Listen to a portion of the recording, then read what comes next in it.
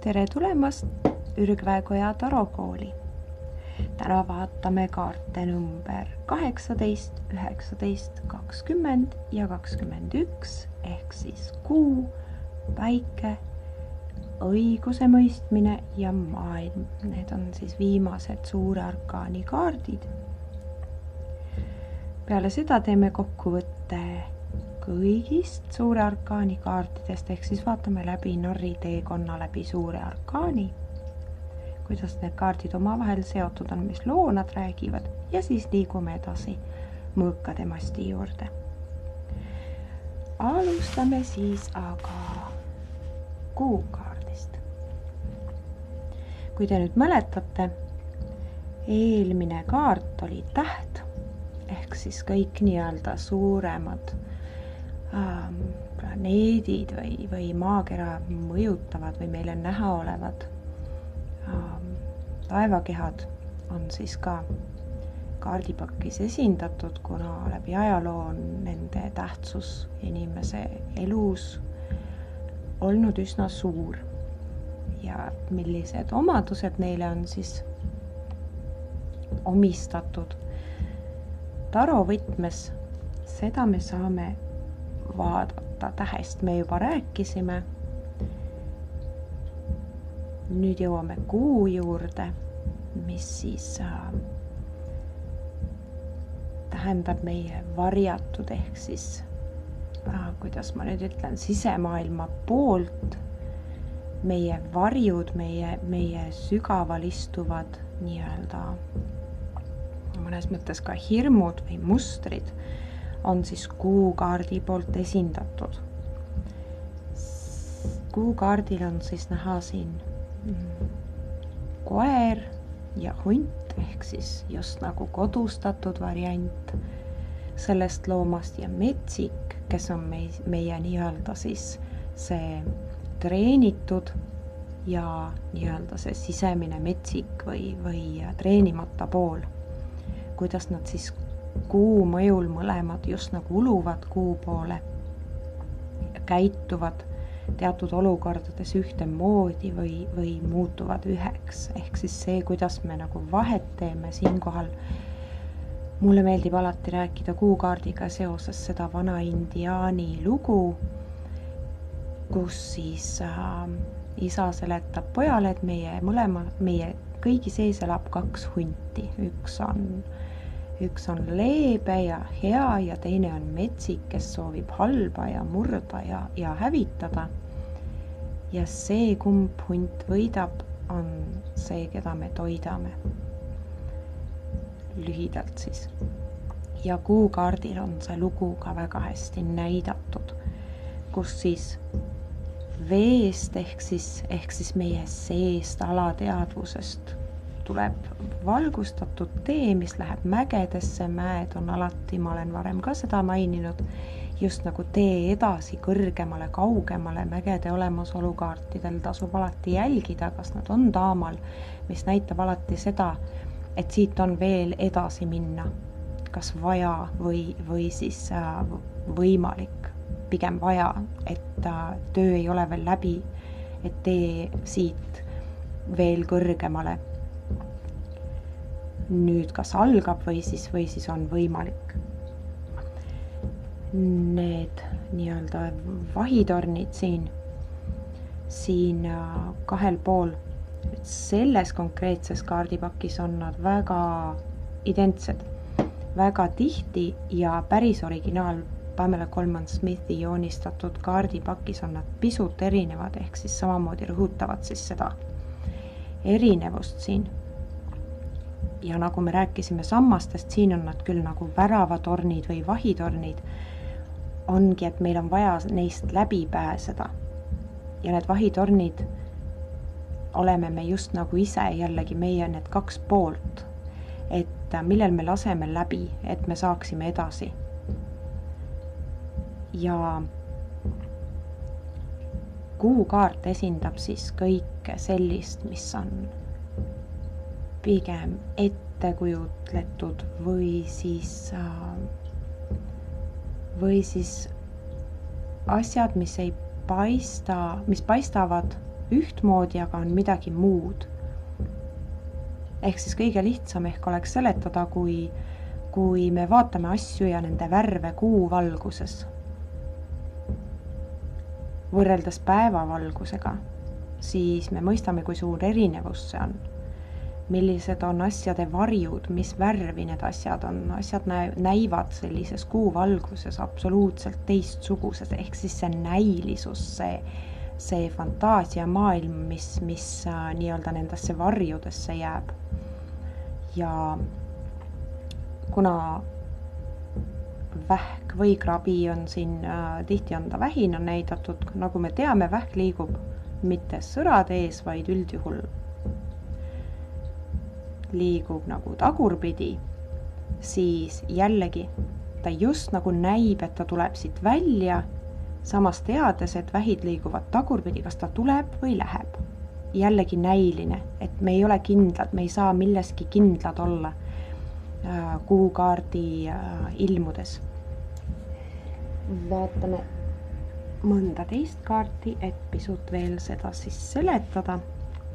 Siin on nüüd siis näidatud just nagu see koer ühe kehaga, kahe peaga, kus siis üks tõmbab ühele poole, teine teisele poole, ehk siis see ongi see segadus, see kahe poole vahel nii-öelda selle tasakaalu leidmine, kummale poole sa lased oma tegevusel ja mõtetel ja arengul minna, kummale poole sa kaldud, kas näilise poole või sa suudad mõelda nii-öelda intuitsiooni või siis reaalse maailma vahel vahet teha, kuna kuukaardi puhul või kuu valguses siis need reaalsed asjad tunduvad teistmoodi, kui nad tegelikult on. Et siin on nüüd see kahestunud nii-öelda isiksuse või selle kahe hundi või kahe koera kujul on ta siis väga hästi näidatud. Nüüd samamoodi kuu tekitab meis sellist kaose tunnet füüsiliselt väga paljudes. Osasid mõjutab kuu, osasid mitte. Täiskuu ajal teadupärast on kiirabil, politseil ja nii edasi väga palju rohkem tööd. See on muutunud standardiks, seda on täheldanud väga paljud põlvkonnad ja seetõttu siis kuu esindabki seda, et inimesed ei kontrolli ennast, ei tee vahet sellel, lasevad kergemini sellel loomal nii-öelda välja tulla, reageerivad rohkem asjadele ja ei näe päris täpselt, ehk siis siin on näidatud see hullus või segadus, kus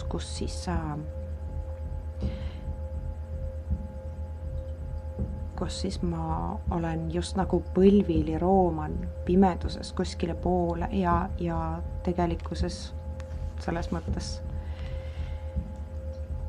mitte kindlasti kodu poole.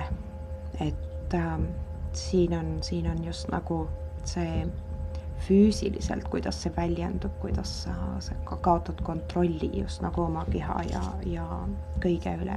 Et siin kaardil on väga kenasti näidatud see nukuteater, kuidas siis kuu mõjutab enamusi inimesi täpselt tegema seda, mis nad võib-olla ise ei taha. Ehk siis siin on marionettidena näidatud, kuidas kuu siis oma niidikestega juhib inimesi. Ehk siis kuu mõjutab.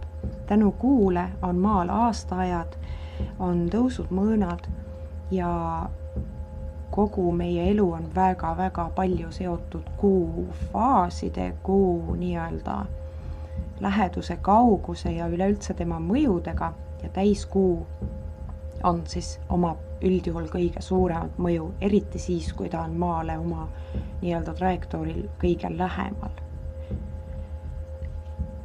Sellisel juhul võimenduvad need ka võib-olla sellistel inimestel, kellel tavaliselt väga suurt mõju ei ole. Samas huvitaval kombel vähi ja kalatäht, ehk siis veemärkidel, samamoodi skorpion, on täiskuu väga-väga pigem meeldiv aeg, mida nad saavad nautida ja on võrreldes muu ajaga rahulikum.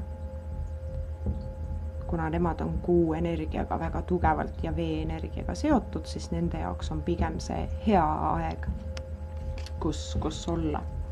Et tuleb arvestada ka selliste nüanssidega. Ja nüüd siin kaartides on siis näidatud täpselt see illusioon, kus siis veest peegelduv on absoluutselt teine kui reaalsuses. Et kas sa lased ennast sinna kaasa tõmmata sellesse illusiooni, ennast sellel petta või sa suudad näha ka mujale.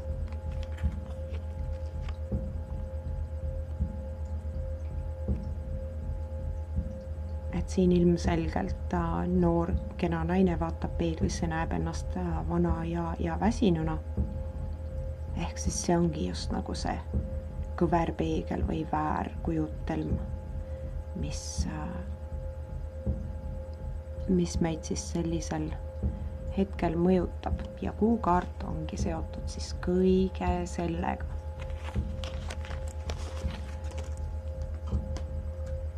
Järgmine kaart on päike.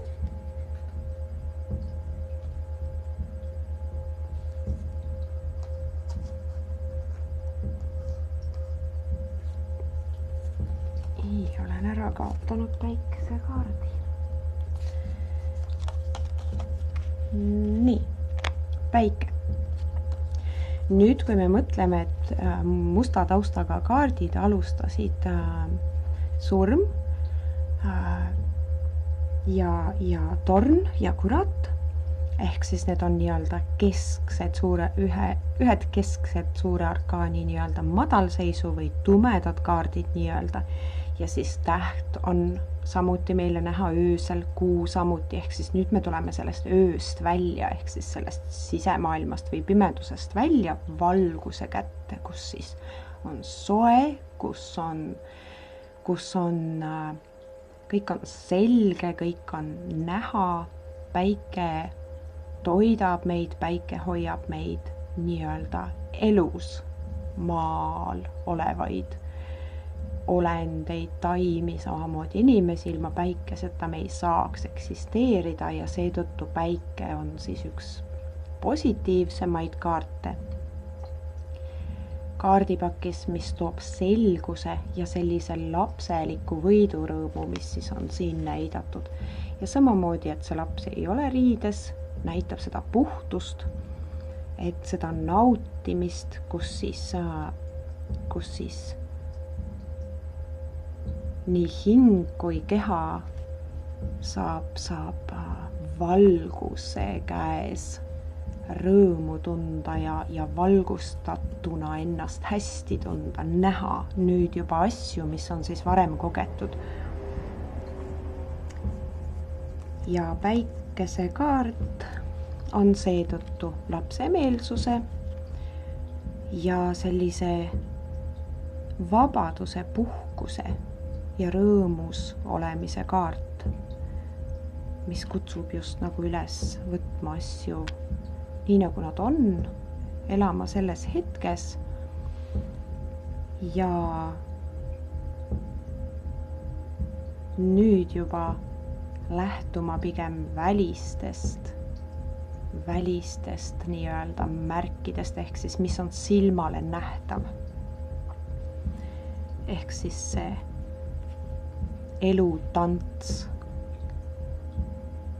mis nüüd peale neid raskusi varasemate kaartide juures, mis kogetud ja õpitud on siis võimalik täie rinnaga just nagu nautida. Siin kaardil on ta näidatud nii välise kui sisemise valgustatusena. Ehk siis see valguse ja soojuse hindamine nii väljas kui enda sees, et sa hindad seda, et päike ei ole iseenesest mõistetav. Jah, mitte selles mõttes, et ta homme ei tõuse, vaid kui palju me tegelikult sõltume nii kuust kui ka päikesest. et see valgus ära tunda enda sees ja lasta see valgus enda sisse. Suvi on alati parem koht, kus olla kui talv. Siin on ta siis nüüd näidatud just see elutants, mida ma enne mainisin, kus siis siin on konkreetselt kutse tantsule, kus on sirutatud käsi. Inimesed on kõik siin mäetipu, päikese poole. Võiks öelda isegi, et ilmapuu, püha paiga poole käest kinni hoides tantsimas, mis tuletab meelde, et me kõik oleme just nagu üks ja üritame kõik liikuda sinna. Kui me seda koos teeme ja rõõmuga ehk siis läbi selle elurõõmu ja lapselikkuse, siis on see meil lihtsam. Ja siin on näidatud siis päike sellise turvalise kodu heaolu läbi, mida me kõik ihkame, ja kodusoojus on võrreldav päikese soojusega.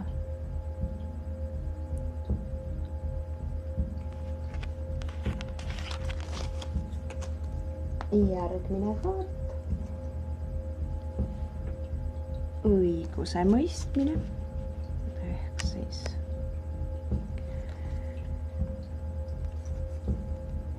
vanasti nimetati seda kaarti ingliks, mis siis on seotud otseselt viimse päeva kohtumõistmisega ajalooliselt, kus siis tuleb üleskutse neile, kes on puhkusel olnud, et nüüd on aeg üles tõusta ja nüüd teie nii-öelda hinged või teid hakatakse nii-öelda hindama, kes pääseb siis nii-öelda sinna paradiisi ja kes mitte. Sellel taustal on siis see kaart ka tänapäeval üles ehitatud, et õiguse mõistmine peamiselt olukordade ja iseenda üle nendes olukordades. Ehk siis kuna see on eelviimane kaart, siis see on just nagu viimane samm enne asjade lõpetamist, otsade kokkutõmbamist, kus me mõistame enda üle kohut. Kas me oleme need olukorrad lahendanud? Kas me mõistame ennast nendes olukordades? Kas me mõistame teisi nendes olukordades, milles me oleme olnud? Elu, kuidas me oleme jõudnud siia, kus me praegu oleme, ehk siis see ongi just nagu selline sisemine hinnang iseendale, mitte ümbritsevatele. Kuigi ma pean tunnistama, et vahest, siis kui me vaatame läbi juba kõik kaardid, vaatame, kuidas me neid lugeda saame, siis see kaart võib ka näidata sellist inimest või olukorda, kus kedagi just nagu negatiivselt või negatiivses võtmes hinnatakse või siis, et võib-olla on see inimene ise, kes enda kohta küsib selle, et tema võib-olla kipub teistele hinnanguid andma, ehk siis igal juhul hinnangute andmine nii endale kui teistele, vahest on see kaart hoiatusena. Ja väga-väga palju on küsitud selle lipu kohta, et mida see tähendab. See tekitab segadust väga paljudes inimestes, kes ei tea, ma seletan selle ära, muidu on tegemist peaingel Miikaeliga, kes siis nii-öelda seda pasunat siin puhub, kes oli armastajate kaardil, kes oli samuti tasakaalukaardil esindatud, aga see lipp on tulnud siis ajaloost, nimelt Milanos ja siis Lombardia maakond, ütleme, ta oli vist keisri alla kuulus, seal olid need, nagu meil olid mõisaajad kunagi, igal mõisnikul oli mingi oma piirkond, nendel olid seal linnad ja piirkonnad ja see lipp siis kuulub selle Lombardia nii-öelda piirkonnale, on Milano lipp ja ühtlasi ka Püha Georgi lipp, keda siis peeti kaitsepühakuks seal aladel ja see lipp on lihtsalt kandunud läbi ajaloo tänasesse edasi kui detail sellel kaardil, mis tegelikult ei oma just nagu selle õiguse mõistmise üle mingisugust, kaardi tähenduse üle mingisugust eraldi jõudu, ta on just nagu sümbol see või jäänuk sellest vanast traditsioonist, vanast ajast. Ja siin siis näeme just nagu neid, kes tõusevad siis surnuist üles, keda kutsutakse siis nii-öelda viimse päeva kohtu ette, et siis kaaluda nende elu ja siin on näha nüüd, et kõik siis nii-öelda üles tõusnud tervitavad seda kutset. Küll aga on kaarte, kus saangi näidata siit samast Vana-Itaalia kaardipakist, kus siis siin on näha hirmu ja võib-olla isegi nagu enda varjata üritamist, ehk siis siin on tõenäoliselt puhtad hinged, kes tervitavad seda kutset, et lõpuks ometi, aga siin on siis osad neist nagu teavad, et võib-olla nad ei ole kõige õigemini oma asju teinud ja see hirm siis selle hinnangu või siis valiku ees, mis nende üle tehakse, kas sa siis elad igavesti paradiisis või kannatad põrgus, on siis siin näidatud. Ehk siis mitte kõik ei võta sellist hindamise ja hinnangute andmise iseenda üle kohut mõistmise olukorda positiivses mõttes, vaid pigem ei julge endale otsa vaadata või ennast hinnata või siis lihtsam on silmad kinni pigistada ja mitte tegeleda sellega.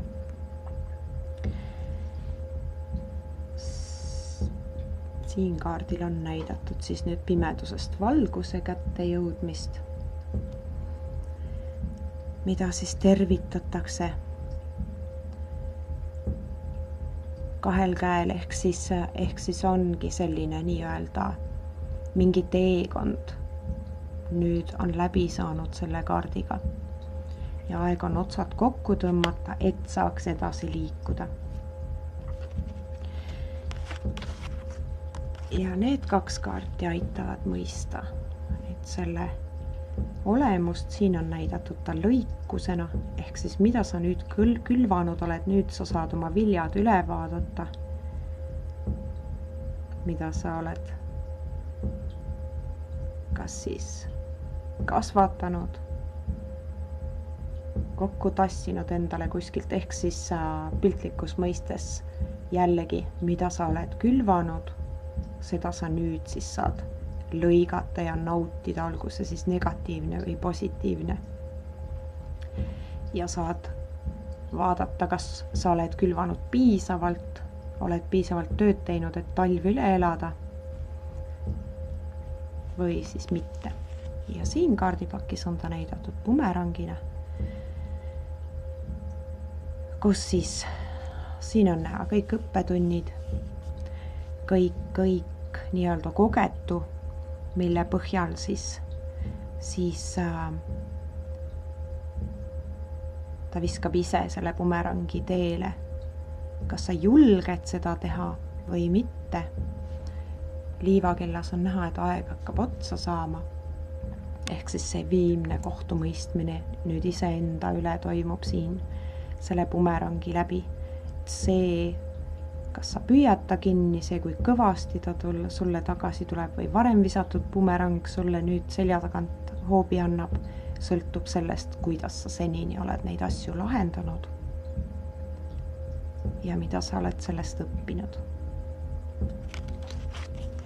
Ja viimane kaart on maailm. Ehk siis kiiresti võrdleme kaardipaki keskmise ehk siis saatuse rattaga, kus siis me näeme kõiki neid samu elemente esindavaid pühakuid, kui nad siin kõik on raamatutega. Ehk siis õppimine on just nagu veel pooleli, siis siin on see õppimine valmis. Nii nagu maailm pöörleb ka õnneratas, aga siin need asjad ei ole veel lõpuni pöörelnud. See on selline pidev liikumine, aastaaegade vahetumine, kõik sellised asjad, mis siis omavad kaoses mingeid mustreid, kui me neid õpime tundma. Ehk siis siin see raamatud näitabki seda õppimist, et me õpime selle tee jooksul neid tundma selleks, et me saaksime selle suure pööramise ajal minna edasi juba targema ja kogenumana. Samad elemendid siis mängivad rolli mõlemal kaardil, ühel lihtsalt nii-öelda leebemas või väiksemas vormis. Ja siin on siis näidatud võidupärg, mis tähendab seda, et mingi osa millestki on läbi saanud. Nii nagu maailm pöörab, nüüd pöörab uue külje, mingi teekond lõppes, hinnangud on antud, kogemused on läbi tehtud, nüüd on aeg siis, see on nagu lõpu algus, ehk siis algus ja lõpp ühes, mis väga paljudes vanemates kaartides on näidatud Ouroboros, ehk siis madu, kes hoiab siis oma saba suus, mis näitab seda igavikulist või igavest ringlust ja siin need nii-öelda elemendid, maa, tuli, õhk ja vesi on siis täiskasvanuks saanud selle kogemuse põhjal. Ja kui maagil oli käes üks sau ja ühe otsaga, siis siin on esindatud kahe otsaga sau mõlemas käes, mis tähendab seda, et nüüd ei ole oskused enam ülevalt võetud, nii nagu ülal, nii ka all, vaid need on igal pool, need on minu sees, see on osa minust ja ma oskan kõike seda hallata ilma, et ma peaks selleks füüsiliselt väga palju vaeva nägema, see tuleb loomulikult minu osana, kui me nüüd räägime spirituaalsest osast sellest, ehk siis minu maailm on minu kontrolli all ja ma haldan, ma mõistan ja ma saan edasi liikuda sellelt mõistmise ja arusaamise positsioonilt ja oskuse. Sest ma haldan oma isiklikku ümbrust ja oma maailma. Siin on nüüd näidatud, kuidas siis nii-öelda paganliku poole pealt me oleme läbi teinud selle arenguspiraali, et saaksime siis minna järgmisesse etappi. Siin on näidatud ta ilmapuuna, mis siis just nagu kogu maailma üleval hoiab. Et kui me nüüd oleme hallanud kogu seda välist maailma, nüüd me saame minna sinna sisemaailma või siis juba sügavamatesse maailmadesse ja siin on samamoodi näidatud, kuidas see šamanistlik üla, allilm ja keskmine ilm on siis praeguseks nii-öelda tasakaalus ja uus uks avaneb siis juba ülespoole veel edasi. siin kaardipakis on ta näidatud, kuna ma vist olen juba öelnud, et selles kaardipakis on kogu suur arkaan, just nagu teatritükk, ehk siis üks roll, mida me oleme tulnud siia mängima, midagi kogema, kõiki neid asju nii-öelda esitama siia, võib-olla maskides, võib-olla mitte. Et praeguseks on tuled kustunud, etendus on läbi, kõik mask on siin, kõik elemendid on siin, kõik need kogetu teadmised on siin nii-öelda esindatud. Ja nüüd on siis valik, kas me jätkame selle sama etendusega või me alustame millegi uuega.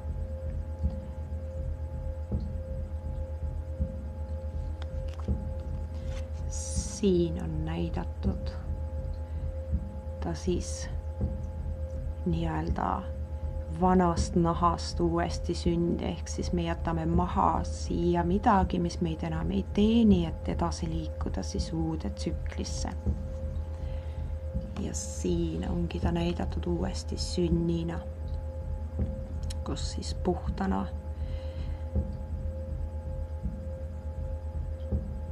tuled nii-öelda uuele ringile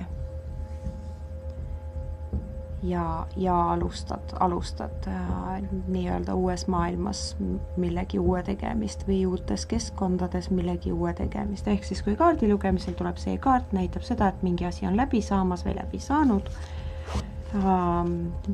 Õppetunnid peaksid olema praeguseks juba selgeks saanud, kui ei, siis oleks viimane aeg seda teha, otsad kokku tõmmata ja edasi liikuda.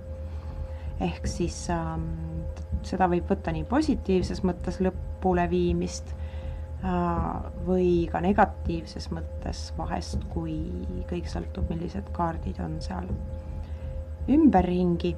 Tihti näitab ta ka seda, et sinu maailm on sinu enda kätes ja sinu enda hallata ja sa juba praegu haldad seda, tee edasi seda nii, nagu sa oled teinud selleks, et jõuda sinna, kuhu sa tahad jõuda.